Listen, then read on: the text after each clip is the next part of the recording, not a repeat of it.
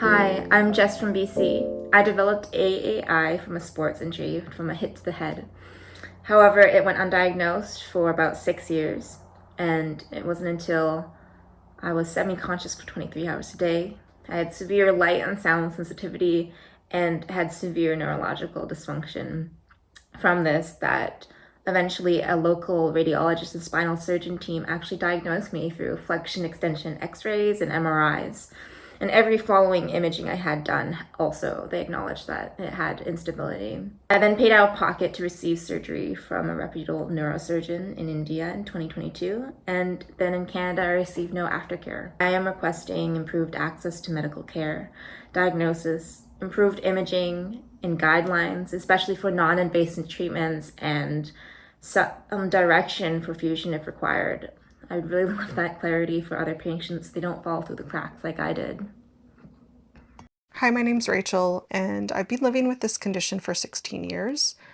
For me, it resulted from a motor vehicle accident, and that was 14 years prior to my diagnosis.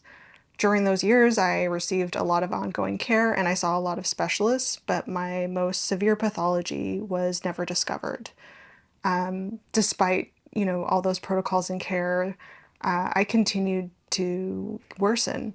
And at its worst, I was experiencing drop attacks, difficulty swallowing, significant cognitive impairment, paralysis, problems with my motor function, and symptoms of dysautonomia, so problems with my autonomic function. It was by chance that during that time I was seeing a visual specialist who specializes in brain, visual, and vestibular injuries. And he noticed some concerning trends in my presentation and recommended that I receive further imaging. I was further followed up with rotational CT, which I had to travel out of country for. I was then followed up with a neurosurgeon who specializes in the craniocervical junction. I'm super fortunate that I am 1.5 years out from neurosurgery, and this made a huge difference in my life. It halted the progression of my symptoms. It resolved my most severe symptoms, and I'm continuing to make progress month to month in my neurological health and function.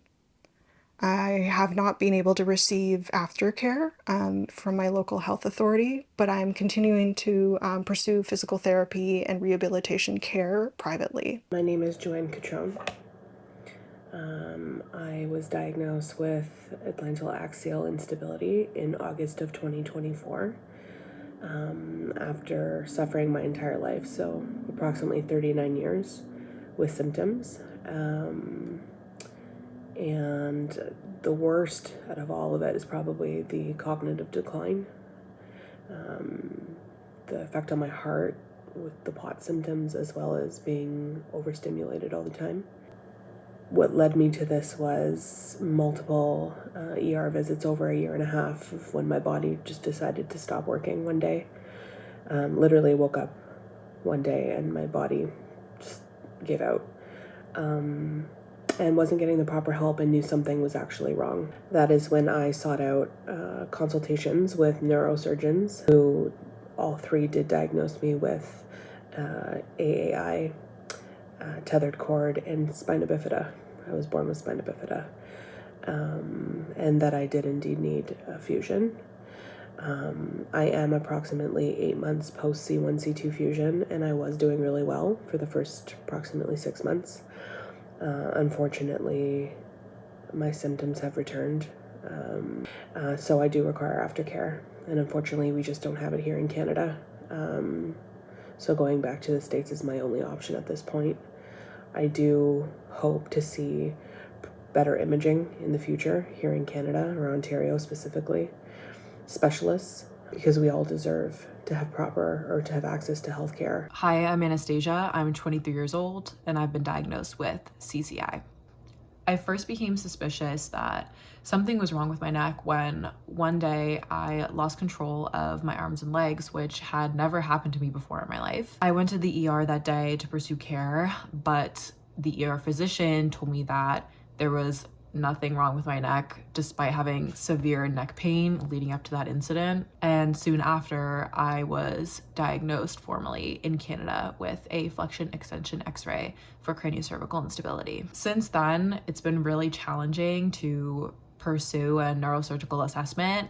I've been basically passed back and forth between referrals, different neurosurgeons referring me to other neurosurgeons saying that they aren't the appropriate person. It makes me wonder how many people are not the right person to treat this condition. I did end up going to the US, to New York State, to pursue an upright MRI, which that type of imaging is not available in Canada, although it's very important to the diagnosis process.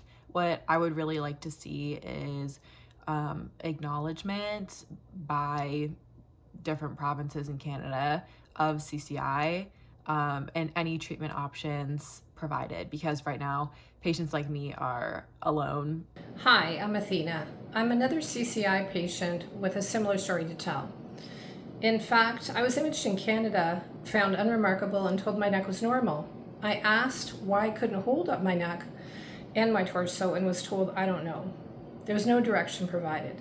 I also obtained 4 referrals to neurosurgeons and was declined for all 4, which is kind of odd considering I had an independent evaluation done by a neurosurgeon which suggested I should be seen by a neurosurgeon. The ask is simple.